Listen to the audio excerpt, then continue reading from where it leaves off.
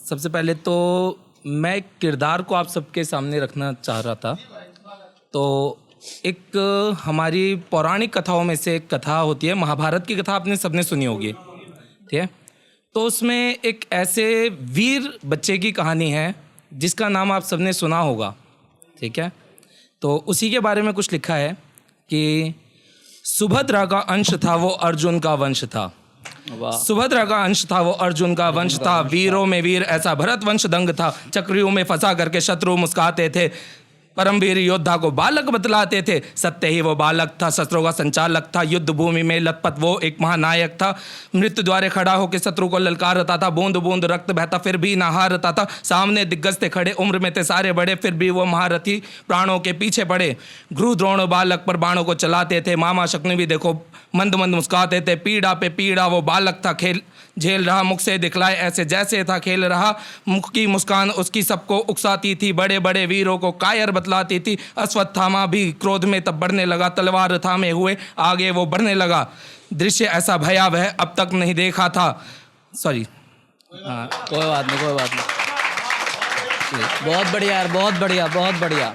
दृश्य ऐसा भयावह अब तक ना देखा कभी, खून से सनी देह पर वार करते थे सभी, इतना कुछ सहा मगर मृत्यु ना स्वीकार करी, बिना किसी शस्त्र के फिर भी हुंकार भरी,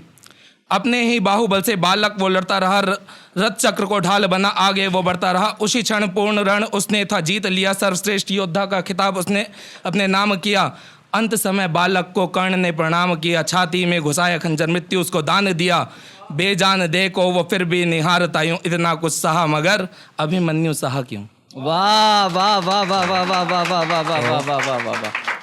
वाह। एक और है, ये देखिए, एक सीन आप लोगों को सबको याद होगा कि एक खेल खेला गया था, काफ़ी फेमस रहा, द्यूत क्रीड़ा जिसे बोलते हैं महाभारत में, जिसका मेन रीज़न बताया जाता है महाभारत को कि अगर वो ना होती तो शायद कभी महाभारत होता ही नहीं। तो उसे लिखा है, उस अभी इनकम्प्लीट है बट फिर भी पेश करते हैं कि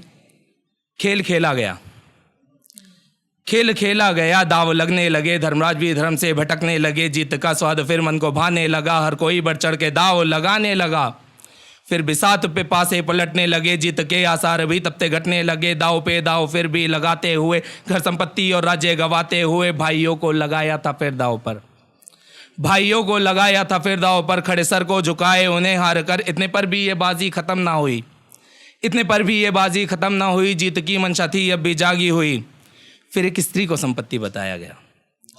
फिर एक स्त्री को संपत्ति बताया गया, दाव पर कुलवधू को लगाया गया, मामा शुक्नी ने फिर अपने पास से उछाले कि आखिरी दाव भी कौरवों के हवाले, हार कर दाव पांडवों को समझ में था आया, हार कर दाव पांडवों को समझ में था आया, माने की स्त्री का था उन्होंने दाव पर लगाया, फिर दुर्योधन ने सारी हदें पार कर दी,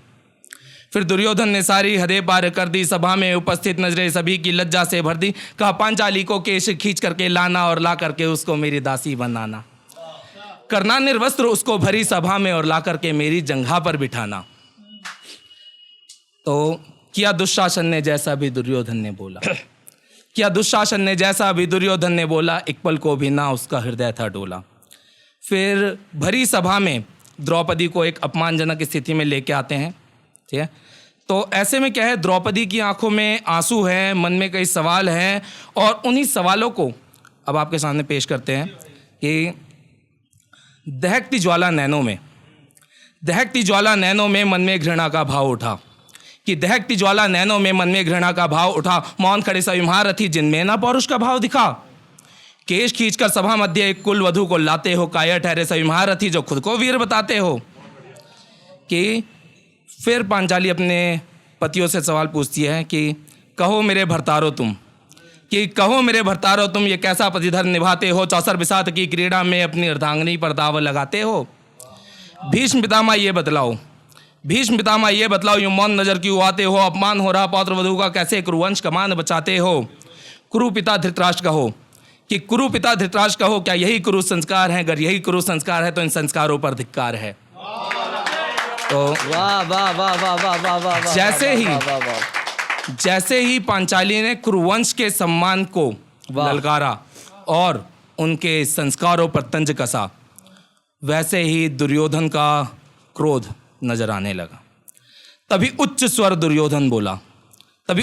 दुर्योधन बोला, जिसे सुन पांचाली का अस्तित्व था डोला। कुरुवंश की वधू कहलाने का अब तुमको रत्ती भर भी अधिकार नहीं, और तुझ जैसी एक दासी के उद्दंड प्रश्न मुझे एक क्षण भी स्वीकार नहीं। अब मौन धरो दासी की भांति, और आज्ञा का मेरी पालन हो। खींच चीर इस दासी का, सभी सभासदों का मनोरंजन हो। अश्रुधारा फिर नैनों से पांचाली के छूट गई। अश्रुधारा फिर नैनों से पांचाली के छूट गई। अबला बेचारी सी नारी दामन अपनी भींच रही। बस अभी इतना ही लिखा है, तो बस इजाज़त चाहूँगा। वाह वाह वाह वाह वाह वाह वाह वाह।